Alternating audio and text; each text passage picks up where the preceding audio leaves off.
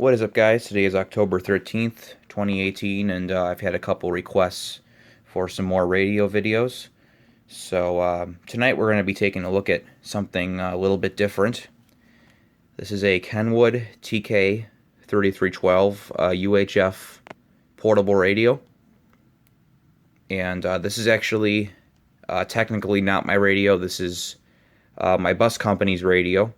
And the reason why I have it is because I was asked if I could repair slash rebuild it.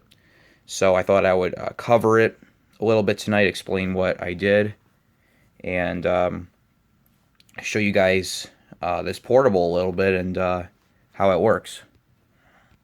So this radio was ordered in a set of 4 by my bus company a couple years ago.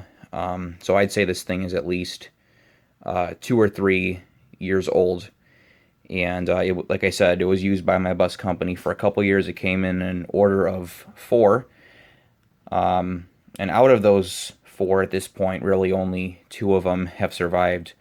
We were running off of 3 of them last year. Then the other portables the company already had were a few of these TK-3312s. This one's mine, but this is the other kind of portable that my company uses.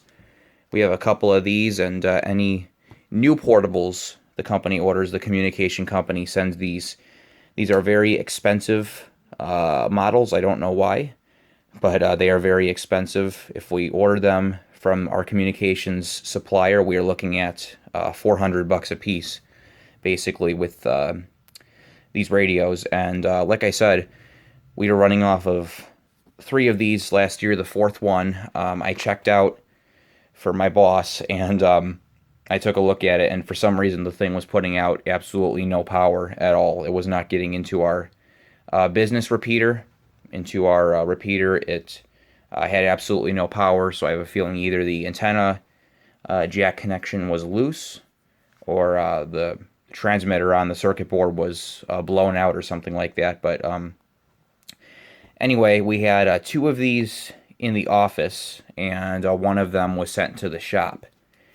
And this year, we actually had 2 of them go bad over the summer. This particular one is actually the one that our safety coordinator carried, and it was dropped so many times that the thing still worked, but the belt clip, the chassis actually cracked on it to the point where the threads that are behind here to hold on this belt clip, those actually cracked. A whole chunk of the chassis came off, and you could not put a belt clip on it anymore. The other one was in the shop, and it had been dropped so many times that the whole bottom of the case cracked off. And what actually happened is, because of that, the bottom of the circuit board was exposed, and one of our mechanics mistakenly dropped it in brake fluid, and it completely shorted the thing out. So we were, as of a few weeks ago, we were down 2 portables, and they had to share a few.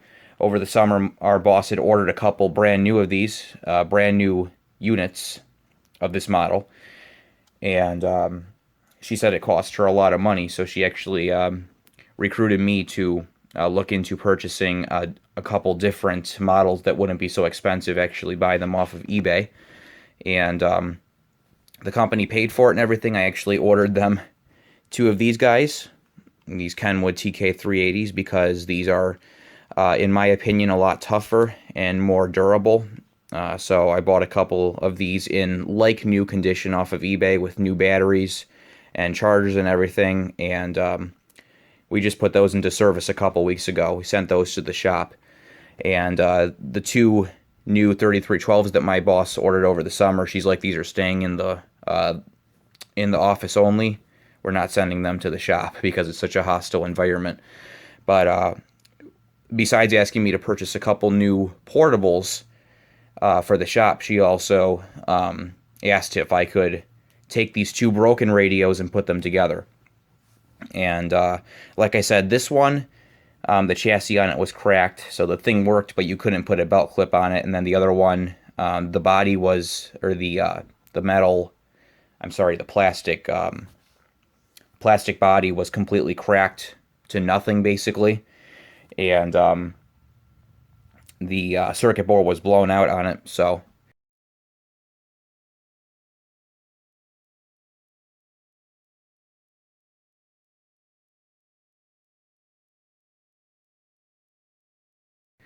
what I did was I actually brought this thing home. I have the parts from the other ones. This right here is the chassis that this radio originally was mounted to. And as you guys can see, this thing is completely destroyed. I'm not sure if you can see that, but it's bent. It's not supposed to be bent like that. And then it is cracked up here. You guys can see what I was talking about with the those threads.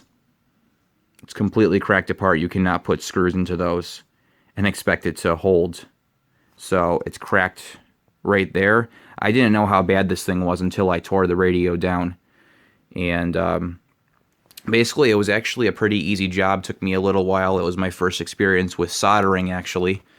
So I pulled the thing apart, and it was basically a matter of unsoldering the circuit board at the antenna connection, removing this ribbon cable, and I was technically supposed to unsolder the positive battery terminal connector, but I didn't do that. And the only downside to that is you can't get the whole thing back through with this stupid little rubber piece that I guess makes the thing waterproof or whatever, so I had to take that out.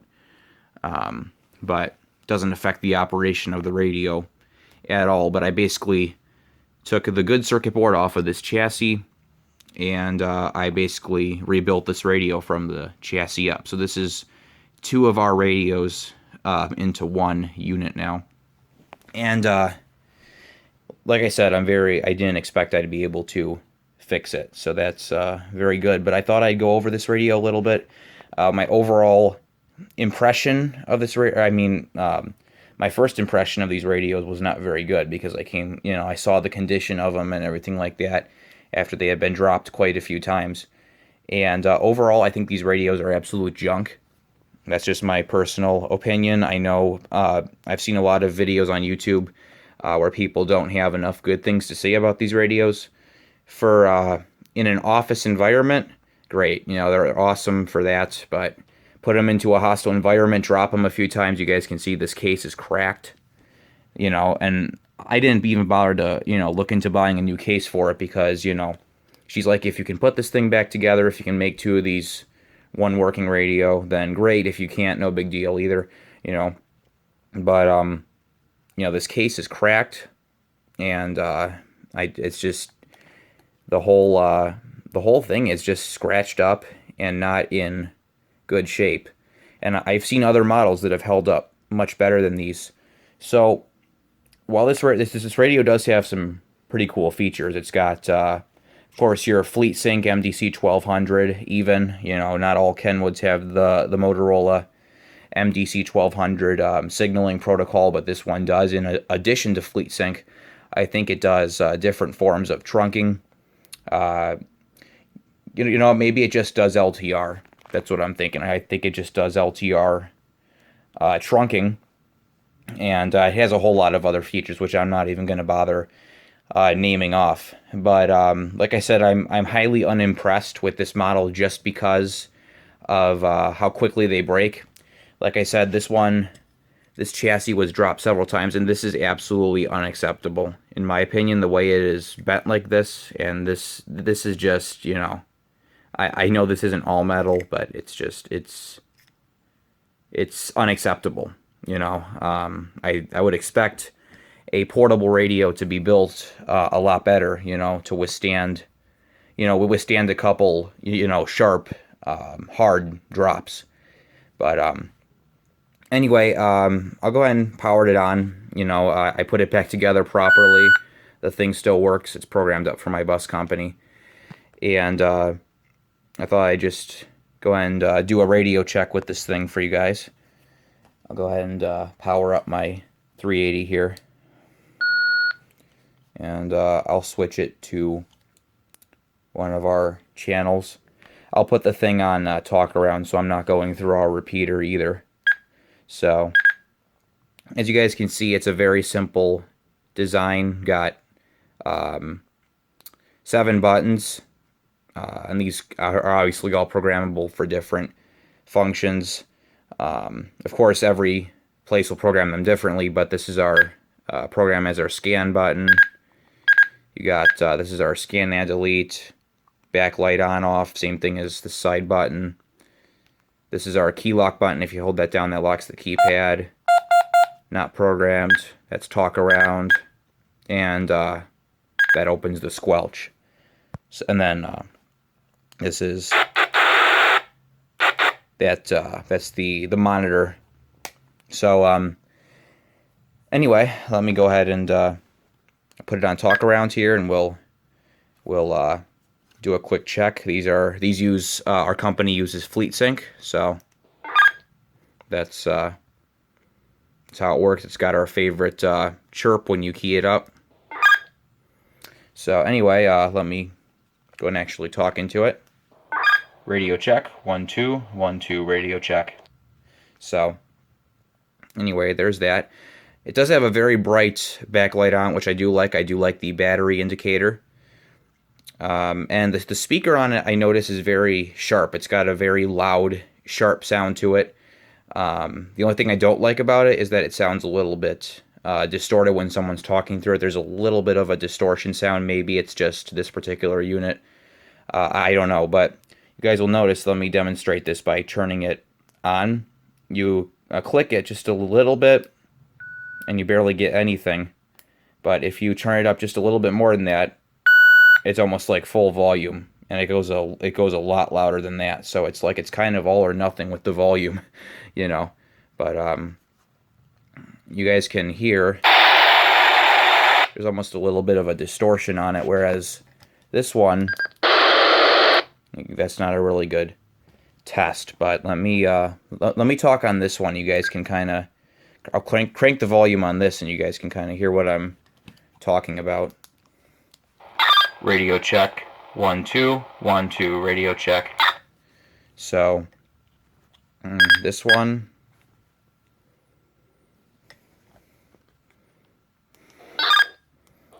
radio check, 1 2 1 2. So that one's, this is an older model, but it's a lot more clear, you know. So I'm not sure if that's just this particular unit or what, but anyway, I'm not going to spend too much more time with this. It's just a very cheap, basic Kenwood portable, you know, and within the next couple days, I've just been carrying it the past couple days to give it a full test, to make sure none of the solder connections are coming undone or whatever, making sure it's still working good, and this is going right back to my bus company in a couple days. But I just thought I'd make a video of it and show you guys how it works. So there's the Kenwood TK-3312 UHF portable. Thanks for watching, and that'll be it.